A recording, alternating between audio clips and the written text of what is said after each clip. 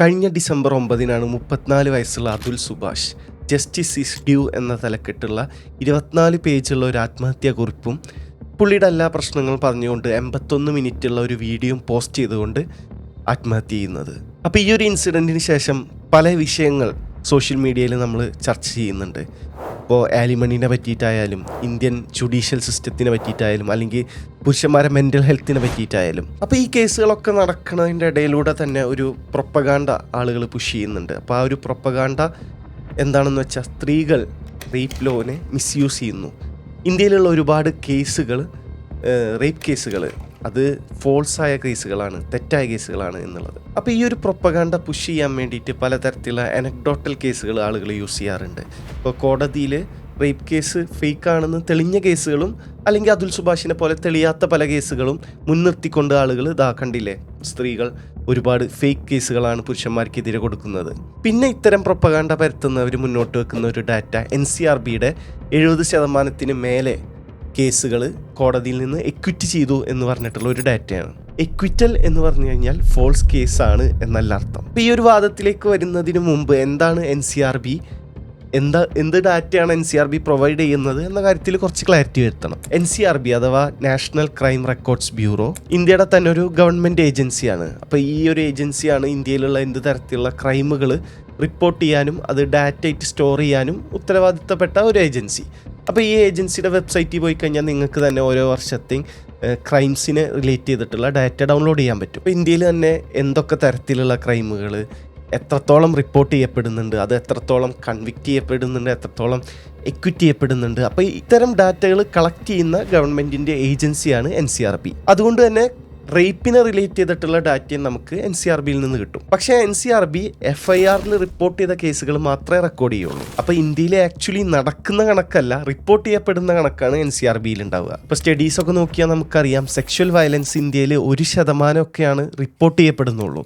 അപ്പോൾ അത്രത്തോളം under reported ആണ് സെക്ഷൽ വയലൻസുകൾ. ഇതാണ് ഒന്നാമത്തെ പ്രശ്നം. രണ്ടാമത്തെ പ്രശ്നം മെരിറ്റൽ റേപ്പിനെ ഇന്ത്യ റേപ്പായിട്ട് കൺസിഡർ ചെയ്യുന്നില്ല എന്നുള്ളതാണ്. ഇപ്പോൾ നാഷണൽ ഫാമിലി ഹെൽത്ത് സർവേ പ്രകാരം 30% സ്ത്രീകൾ, കല്യാണം കഴിച്ച സ്ത്രീകൾ ഭർത്താവിൽ നിന്ന് എന്തെങ്കിലും തരത്തിലുള്ള വയലൻസ് അനുഭവപ്പെടുന്നുണ്ട്. അപ്പോൾ കല്യാണം കഴിച്ച സ്ത്രീകൾക്ക് അവർക്കെതിരെ എന്തെങ്കിലും തരത്തിലുള്ള റേപ്പ് അവരുടെ ഹസ്ബൻഡിൽ നിന്ന് ഉണ്ടായിക്കഴിഞ്ഞാൽ അവർക്കത് റിപ്പോർട്ട് ചെയ്യാൻ പറ്റില്ല, കാരണം അതൊരു ക്രൈമായിട്ട് ഇന്ത്യ കൺസിഡർ ചെയ്യുന്നില്ല. അപ്പോൾ ഇതുകൊണ്ട് തന്നെ NCRBയിൽ മെരിറ്റൽ റേപ്സുകൾ രജിസ്റ്റർ ചെയ്യില്ല, കാരണം ഇന്ത്യയിൽ അതിനൊരു റേപ്പായി കൺസിഡർ ചെയ്യുന്നില്ല. പിന്നെ മൂന്നാമത്തെ ഒരു കാരണം പ്രിൻസിപ്പൽ ഒഫൻസ് റൂളാണ്. അപ്പോൾ ഈ റൂള് പ്രകാരം നമ്മളേതെങ്കിലും റെക്കോർഡിംഗ് ഏജൻസി ക്രൈമുകൾ റെക്കോർഡ് ചെയ്യുമ്പോൾ ഏറ്റവും ഒഫൻസീവായിട്ടുള്ള ക്രൈം, ഇപ്പോൾ ഒരു ഇൻഡിവിജ്വൽ 1-2 ക്രൈം സൈമിൾട്ടേനിയസ്ലി ഒരേ സമയം ചെയ്തു കഴിഞ്ഞാൽ അതിലേറ്റവും ഒഫൻസീവായ ക്രൈം ഏതാണോ അത് മാത്രമാണ് റിപ്പോർട്ട് ചെയ്യുക. ഉദാഹരണത്തിന് ഒരാൾ ഒരു വ്യക്തിയെ റേപ്പ് ചെയ്യുകയും കൊല്ലുകയും ചെയ്തു കഴിഞ്ഞാൽ അതൊരു കൊലപാതകമായിട്ടാണ് NCRBയിൽ റിപ്പോർട്ട് ചെയ്യുക. ഇപ്പോൾ ഇന്ത്യയിൽ തന്നെ വളരെ സെൻസേഷണലായ ഒരു റേപ്പ് കേസായിരുന്നു ഡൽഹിയിലുള്ള gang rape case, Nirbhaya case.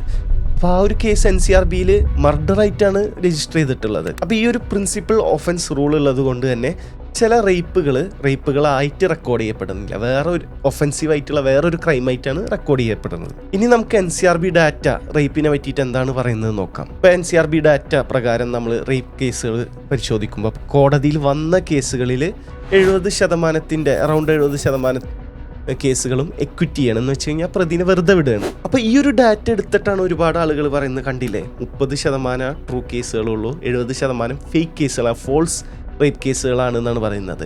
പക്ഷേ എക്വിറ്റഡ് എന്ന് പറഞ്ഞു കഴിഞ്ഞാൽ വെറുതെ വിട്ടു എന്ന് പറഞ്ഞു കഴിഞ്ഞാൽ അതിനർത്ഥം ഈ പരാതി കൊടുത്ത ആളുകൾ ഫേക്കായിട്ട് അല്ലെങ്കിൽ ഫാബ്രിക്കേറ്റ് ചെയ്ത പരാതിയാണ് എന്നല്ല അതിൻ്റെ അർത്ഥം. അപ്പോൾ എന്തുകൊണ്ടാണ് ഇന്ത്യയിൽ ഇത്രയും ഹൈ എക്വിറ്റൽ റേറ്റ് വരുന്നത്? ഒന്നാമത് ഇന്ത്യയുടെ കോടതിയിലെ എവിഡൻസിനുള്ള ബാർ വളരെ ഹൈ ആണ്. നമ്മളൊരു ബിയോണ്ട് റീസണബിൾ ഡൗട്ട് ഗിൽറ്റി ആണെന്ന് പ്രൂവ് ചെയ്താലേ അയാളെ കൺവിക്റ്റ് ചെയ്യുള്ളൂ. അപ്പോൾ അതുകൊണ്ട് തന്നെ ഒരുപാട് കേസുകൾ തെളിയിക്കപ്പെടാത്തത് കൊണ്ട് തള്ളിപ്പോകുന്നു. പിന്നെ രണ്ടാമത്തെ പ്രശ്നം ഈ വിക്ടിം ഹോസ്റ്റൈലാവുക എന്നുള്ളതാണ്. വിക്ടിം ചിലപ്പോൾ പുള്ളി പറഞ്ഞ കാര്യങ്ങൾ മാറ്റി പറയും. അപ്പോൾ അത് പല റീസൺസ് ഉണ്ടാവും എന്തുകൊണ്ട് വിക്ടിംസ് ഹോസ്റ്റൈലാവുന്നു എന്നുള്ളതിന്. സൊസൈറ്റൽ പ്രഷർ കൊണ്ട്, ഇപ്പോൾ നമുക്കറിയാം ഇപ്പോൾ ഒരു റേപ്പ് നേരിട്ട വ്യക്തികളാണെങ്കിൽ അവരെ ഫാമിലി പരമാവധി അവരെ ഈ ഒരു കേസ് ആയിട്ട് മുന്നോട്ട് പോകരുത് എന്നുള്ള രീതിയിലായിരിക്കും പുഷ് ചെയ്യുക. എല്ലാവരും അല്ല, എന്നാലും ഒരുപാട് പേര് അങ്ങനെ ചെയ്യണവരുണ്ട്. അല്ലെങ്കിൽ ഈ പ്രതി ചിലപ്പോൾ ഔട്ട് ഓഫ് ദ കോർട്ട് സെറ്റിൽ ചെയ്യാം എന്നുള്ള രീതിയിൽ സംസാരിച്ചിട്ടുണ്ടാവും, അല്ലെങ്കിൽ ചിലപ്പോൾ ഈവൻ ഭീഷണിപ്പെടുത്തിയിട്ടുണ്ടാവും. അപ്പോൾ ഇങ്ങനെ പല റീസൺസ് കൊണ്ട് വിക്ടിംസ് പറഞ്ഞ കാര്യങ്ങൾ മാറ്റി പറയാം, ഹോസ്റ്റൈലാവാം. പിന്നെ മൂന്നാമതൊരു റീസൺ ഡിലേ ആണ്. ലൈക്ക് നമുക്കറിയാം ഇന്ത്യയിൽ ഇനഫ് കോടതികളില്ലാത്തത് കൊണ്ട് തന്നെ ഒരുപാട് കേസുകൾ ഇങ്ങനെ പൈൽ ചെയ്തുകൊണ്ടിരിക്കുകയാണ്. അപ്പോൾ ഒരു കേസ് തന്നെ തെളിയിക്കപ്പെടാൻ ഒരുപാട് വർഷങ്ങൾ എടുക്കുമ്പോൾ അതിലുള്ള ആളുകൾക്ക് ജസ്റ്റിസ് സിസ്റ്റമിനോടുള്ള ഒരു പ്രതീക്ഷ നഷ്ടപ്പെടുകയാണ്. അപ്പോൾ വിക്ടിംസൊക്കെ ചിന്തിക്കുക, ഇതിൻ്റെ പിന്നാലെ വീണ്ടും നടക്കണം, മാത്രമല്ല ഇതിഞ്ഞ് തീരുമാനമാവുന്നില്ല എന്നുള്ള ചിന്താഗതിയൊക്കെ വരുമ്പോഴാണ് മിക്ക ആളുകളും ഈ കേസിൽ നിന്ന് പിന്മാറുക. അപ്പോൾ ഹൈ എക്വിറ്റൽ റേറ്റുകൾ കാണിക്കുന്നത് ഫോൾസിറ്റി അല്ല, അല്ലെങ്കിൽ കേസുകൾ ഇഷ്ടംപോലെ കേസുകൾ കൊടുക്കുന്നതൊക്കെ ഫോൾസ് ആണ് എന്നല്ല കാണിക്കുന്നത്, പകരം സിസ്റ്റമാറ്റിക് ആയിട്ടുള്ള ഫെയിലിയേഴ്സിനെയാണ് കാണിക്കുന്നത്. അപ്പോൾ അതുകൊണ്ട് തന്നെ നമുക്ക് എക്വിറ്റൽ റേറ്റ് ഒരു നല്ല ഇൻഡിക്കേറ്റർ ആയിട്ട് യൂസ് ചെയ്യാൻ പറ്റും. പിന്നെ NCRBയിൽ നമുക്ക് എന്തെങ്കിലും റിമോട്ട്ലി സിമിലർ ആയിട്ട് ഉപയോഗിക്കാൻ പറ്റുമെന്നുണ്ടെങ്കിൽ അത് പോലീസുകൾ ചില കേസുകൾ ഫാബ്രിക്കേറ്റഡ് ആണ്, ഫോൾസ് കേസാണ് എന്ന് റിപ്പോർട്ട് ചെയ്യുന്ന ചില കേസുകളുണ്ട്. അപ്പോൾ അത്തരം കേസുകൾ കോടതിയിൽ എത്താറില്ല. പോലീസ് തന്നെ ഓക്കെ ഈ ഒരു കേസ് ഫാബ്രിക്കേറ്റഡ് ആണ്, റിയൽ കേസ് അല്ല എന്ന് പറഞ്ഞ് തള്ളാറുണ്ട്. അപ്പോൾ ആ ഒരു പെർസെൻറ്റേജ് നമ്മൾ NCRBയിൽ നോക്കിക്കഴിഞ്ഞാൽ 8%, 11% ആ ഒരു റേഞ്ചിൻ്റെ ഇടയിലാണ്. അപ്പോൾ ഒരു 8%, 11% എന്നുള്ള ഡാറ്റ കിട്ടുമ്പോൾ തന്നെ കണ്ടില്ലേ, നമ്മളെ സ്ത്രീകൾ 11% റേപ്പ് കേസുകളും ഫോൾസ് ആയിട്ടാണ്, ഇവർ ഫാബ്രിക്കേറ്റ് ചെയ്ത കേസുകളാണ് എന്ന് പറഞ്ഞിട്ട് വീണ്ടും ഈ പറഞ്ഞ പ്രൊപ്പഗാണ്ട വീണ്ടും ഇങ്ങനെ നടന്നുകൊണ്ടിരിക്കും. അപ്പോൾ നമ്മൾ ഈ ഒരു 8%-ൻ്റെയും ബ്രേക്ക് ഡൗൺ നോക്കണം. 8% കേസുകളും ഫോൾസ് ആണ് അല്ലെങ്കിൽ ഫാബ്രിക്കേറ്റഡ് ആണെന്ന് പോലീസുകൾ കൺക്ലൂഡ് ചെയ്ത ഈ 8%-ൻ്റെ ബ്രേക്ക് ഡൗൺ നോക്കിക്കഴിഞ്ഞാൽ തന്നെ നമുക്ക് പല രീതിയിലുള്ള ഇൻസൈറ്റ്സ് ആണ് കിട്ടുക. അപ്പോൾ പോലീസ് സ്റ്റേഷനിൽ ചിലപ്പോൾ ഫസ്റ്റ് റിപ്പോർട്ട് കൊടുത്തതിന് ശേഷം ഇൻറ്റൻഷനലി ഈ കേസായിട്ട് മുന്നോട്ട് പോകാൻ താല്പര്യമില്ല എന്ന് പറഞ്ഞ് പിന്മാറുന്ന ആളുകളുണ്ടാവും. അപ്പോൾ അങ്ങനെ പിന്മാറുന്ന സമയത്ത് വീണ്ടും നിർബന്ധിക്കുമ്പോൾ ചില സമയത്ത് മൊഴി മാറ്റി പറയും. ലൈക്ക് മുമ്പ് പറഞ്ഞ കാര്യം ഇങ്ങനെയൊന്നും നടന്നിട്ടില്ല എന്നു പറയുമ്പോൾ പോലീസുകൾ അതൊരു ഫോൾസ് റേപ്പ് കേസായിട്ടാണ് റിപ്പോർട്ട് ചെയ്യുക, അല്ലെങ്കിൽ ഇതൊരു ഫാബ്രിക്കേറ്റഡ് കേസാണ് എന്ന് പറഞ്ഞിട്ടാണ് ഫൈനൽ റിപ്പോർട്ട് എഴുതുക. അപ്പോൾ കോടതിയിൽ നടക്കുന്നത് പോലെ തന്നെ ഇവിടെയും മൊഴിമാറ്റത്തിന് പല കാരണങ്ങളുണ്ട്. സോഷ്യൽ സ്റ്റിഗ്മ, ഇപ്പോൾ ഫാമിലിയും ഫ്രണ്ട്സും സറൗണ്ടിങ്സിൽ നിന്നും വരുന്ന പ്രഷർ മൂലം. ഇപ്പോൾ സമൂഹം ഒരു റേപ്പ് നേരിട്ട വ്യക്തിയാണെന്നുണ്ടെങ്കിൽ വിക്ടിം ബ്ലെയിമിങ് ചെയ്യാറ്. ഇപ്പോൾ നമ്മളെ ഇന്ത്യ എന്നുള്ളൊരു സമൂഹത്തിൽ റേപ്പ് മിത്ത് ആക്സെപ്റ്റൻസ് വളരെ കൂടുതലാണ്. ഇപ്പോൾ സമൂഹത്തിലെ റേപ്പ് മിത്തുകൾ എന്താണെന്ന് വെച്ച് കഴിഞ്ഞാൽ, ഒരു സ്ത്രീ ഒരു ഐഡിയൽ റേപ്പ് വിക്ടിം ഉണ്ട്. ഇപ്പോൾ ഒരു റേപ്പ് നേരിട്ട വ്യക്തി വളരെയധികം ഫൈറ്റ് ചെയ്യണം, ലൈഫിന് വേണ്ടി ഫൈറ്റ് ചെയ്യണം. അപ്പോൾ ഒരുപാട് പാടുകൾ, അടിയിട്ടിയ പാടുകൾ, പ്രതിരോധത്തിൻ്റെ പാടുകൾ, ഇത്തരം പാടുകളൊക്കെ ഉണ്ടെങ്കിൽ അവരൊരു ജെന്യുവിൻ റേപ്പ് ആവുള്ളൂ. മാത്രമല്ല റേപ്പ് നേരിട്ട് ഉടനെ തന്നെ റിപ്പോർട്ട് ചെയ്യുക. ഇപ്പോൾ കുറച്ച് വൈകിക്കഴിഞ്ഞ ആളുകൾ ചോദ്യം ചെയ്യും, ഓക്കെ അന്ന് നടന്ന കാര്യം ഇപ്പോഴാണോ റിപ്പോർട്ട് ചെയ്യുന്നത്. പിന്നെ വസ്ത്രധാരണം വളരെ അധികം ചർച്ച ചെയ്യുന്നു. ഇപ്പോൾ ഏതൊരു കേസ് ഉണ്ടെന്നുണ്ടെങ്കിൽ, ഇപ്പോൾ ഇത് റേപ്പിൽ മാത്രമല്ല കേട്ടോ, ഇപ്പോൾ റീസെൻ്റായിട്ട് ബോച്ചയുടെ ഒരു കേസ് എടുക്കണമെന്നുണ്ടെങ്കിൽ പോലും ഈ വ്യക്തികൾ ചെയ്തത് തെറ്റാണോ എന്നുള്ളതിലുപരി ആ സ്ത്രീ എന്ത് വസ്ത്രമാണ് ധരിച്ചത് എന്നതിലേക്കാണ് ഡിബേറ്റുകൾ കൂടുതൽ പോകുന്നത്. അപ്പോൾ ഈ റേപ്പ് മിത്തുകളെ ആക്സെപ്റ്റൻസ് കൂടുതലുള്ള ഒരു സൊസൈറ്റിയിൽ വിക്ടിംസ് വളരെയധികം ഹോസ്റ്റൈലാവും. അപ്പോൾ വിക്ടിം ബ്ലെയിമിങ്ങിനെ പറ്റിയിട്ട് ഓൾറെഡി പ്രതീക്ഷ ചാനലിൽ തന്നെ ഒരു വീഡിയോ ചെയ്തിട്ടുണ്ട്, അപ്പോൾ അതും ഒന്ന് കണ്ടു നോക്കുക. പിന്നെ ഈ NCRBയുടെ തന്നെ ഒരു ഡാറ്റ ഉണ്ട്, ലൈക്ക് ഈ റേപ്പ് ഏറ്റവും കൂടുതൽ നേരിട്ടത് ഒരു സ്ട്രേഞ്ചേഴ്സിൽ നിന്നാണോ അതോ ക്ലോസ് റിലേറ്റീവ്സോ അല്ലെങ്കിൽ എന്തെങ്കിലും രീതിയിലുള്ള പരിചയമുള്ള ആളുകളാണോ എന്നുള്ള ഒരു അനാലിസിസ് നടത്തിയപ്പോൾ മെജോറിറ്റിയും സ്ത്രീക്ക് അറിയുന്ന ഒരു വ്യക്തിയിൽ നിന്നാണ് റേപ്പ് അനുഭവപ്പെട്ടുള്ളത്. അപ്പോൾ എന്തായാലും നമുക്ക് ഊഹിക്കാമല്ലോ എത്രത്തോളം ഫാമിലി ഓർ ഫ്രണ്ട്സ് പ്രഷർ കൊടുക്കും. അങ്ങനെയൊന്നും നടന്നിട്ടില്ല, അല്ലെങ്കിൽ മോൾ വിചാരിക്കണ പോലെ നടന്നിട്ടില്ല, ഇനി നടന്നാൽ തന്നെ റിപ്പോർട്ട് ചെയ്യണ്ട. പിന്നെ നമ്മുടെ സമൂഹത്തിലുള്ള വേറൊരു പ്രശ്നം എന്ന് പറഞ്ഞു കഴിഞ്ഞാൽ പ്യൂരിറ്റി കൾച്ചറാണ്.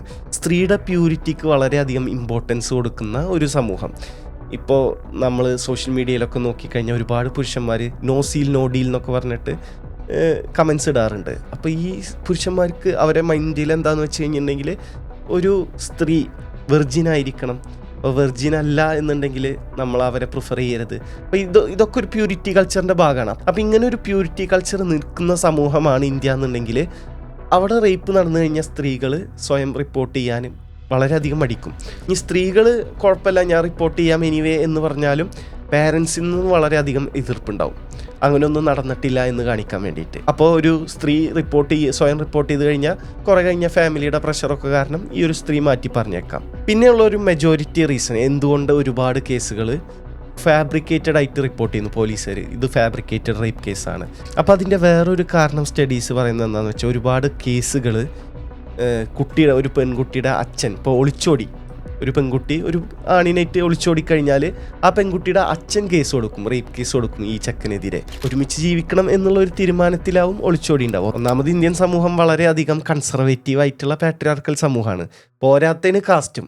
അപ്പോൾ ഒരു ഇൻ്റർ കാസ്റ്റ് ഓർ ഇൻ്റർ റിലീജിയസ് ആയിട്ടുള്ള ഒരു വ്യക്തിയുടെ ഒപ്പമാണ് ഒളിച്ചോടി എന്നൊക്കെ പറഞ്ഞു കഴിഞ്ഞാൽ ആ കുട്ടിയുടെ അച്ഛൻ എന്തായാലും എന്തെങ്കിലും തരത്തിലുള്ള കേസ് ഈ ഒരു ആണിന് എതിരെ കൊടുക്കും. അപ്പോൾ മെജോറിറ്റി കേസുകളും തട്ടിക്കൊണ്ടുപോയി എന്നായിരിക്കും. പക്ഷേ കുറേ കേസുകൾ തട്ടിക്കൊണ്ടുപോയി പീഡിപ്പിച്ചു എന്നുണ്ട്. എന്നിട്ട് ആ കേസ് കൊടുത്ത് പിന്നീട് ഈ കുട്ടിയായിരിക്കും ഹാജരായിട്ട് പറയാ, ഇല്ല ഈ ചെക്കൻ എന്നെ പീഡിപ്പിച്ചിട്ടില്ല, ഈ ചെക്കൻ എന്നെ തട്ടിക്കൊണ്ടുപോയതല്ല, ഞാൻ സ്വന്തം ഇഷ്ടത്തിന് ഇറങ്ങിപ്പോയതാണ് എന്നുള്ളത്.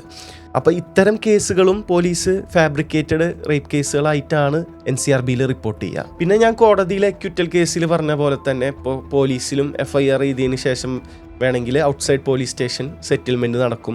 ഇപ്പോൾ ഇന്ത്യയിൽ പലതരത്തിൽ സെറ്റിൽ ചെയ്യും. ഇപ്പോൾ കുറച്ച് മുമ്പുള്ള ഒരു പ്രാക്ടീസ് എന്താണെന്ന് വെച്ച് കഴിഞ്ഞാൽ, പീഡിപ്പിച്ച ആൾ തന്നെ കല്യാണം കഴിക്കണം എന്നുള്ള രീതിയിൽ, ഓക്കെ കല്യാണം കഴിക്കാം, ഇനി ഭർത്താവല്ലേ, ഇനി ആ കേസായിട്ട് മുന്നോട്ട് പോകണ്ട എന്നുള്ള രീതിയിലാണ്.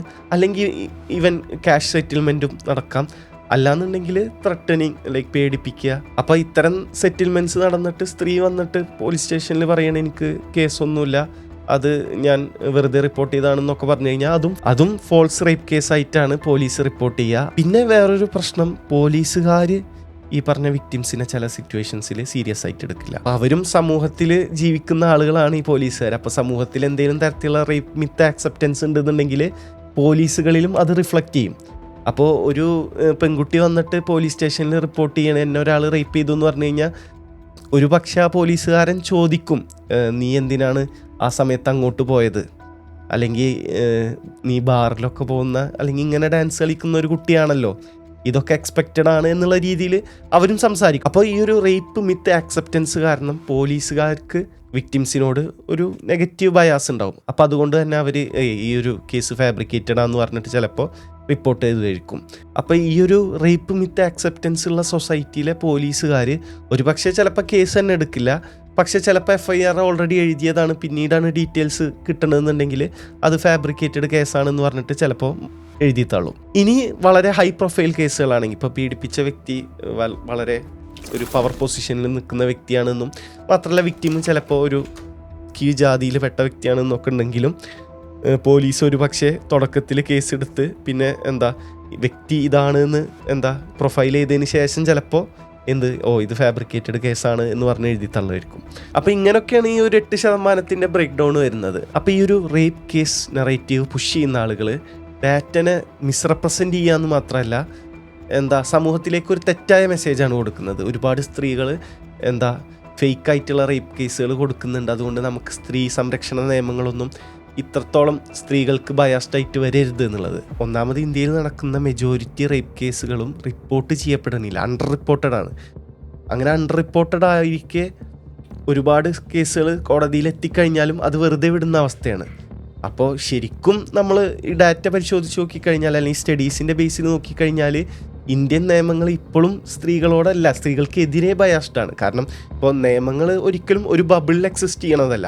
നമ്മൾ ഈ നിയമങ്ങൾ ഐസൊലേഷനിൽ നോക്കുമ്പോൾ തോന്നും ഓക്കെ ഇത് സ്ത്രീകളോട് ബയാസ്ഡാണ്, പുരുഷന്മാരെ ഇതിൽ ഇൻക്ലൂഡ് ചെയ്യുന്നില്ല എന്ന്. പക്ഷേ അത് പ്രാവർത്തികമായി നമ്മൾ സൊസൈറ്റിയിൽ അപ്ലൈ ചെയ്ത് നോക്കുമ്പോൾ ഒരുപാട് സ്ത്രീകൾക്ക് ഇപ്പോഴും നീതി കിട്ടാത്ത സ്ത്രീകളുണ്ട്. അപ്പോൾ ഇതൊക്കെ നടക്കുമ്പോൾ സ്ത്രീകൾക്ക് എന്തെങ്കിലും രീതിയിൽ ആശ്വാസമാവുന്ന ഒരു സ്ത്രീ സംരക്ഷണ നിയമങ്ങളെയാണ് ഇവർ ഇല്ലാതാക്കാൻ ശ്രമിക്കുന്നത്. അപ്പം ഞാനിപ്പോൾ സംസാരിച്ച ഇഷ്യൂസൊക്കെ ഞാൻ ജസ്റ്റ് ഒരു ബ്ലോഗിൽ ഒരു മാസം മുമ്പ് എഴുതിയിട്ടുണ്ടായിരുന്നു. അപ്പോൾ നിങ്ങൾക്ക് വേണമെങ്കിൽ ആ ബ്ലോഗ് ഒന്ന് ചെക്ക് ചെയ്യാം.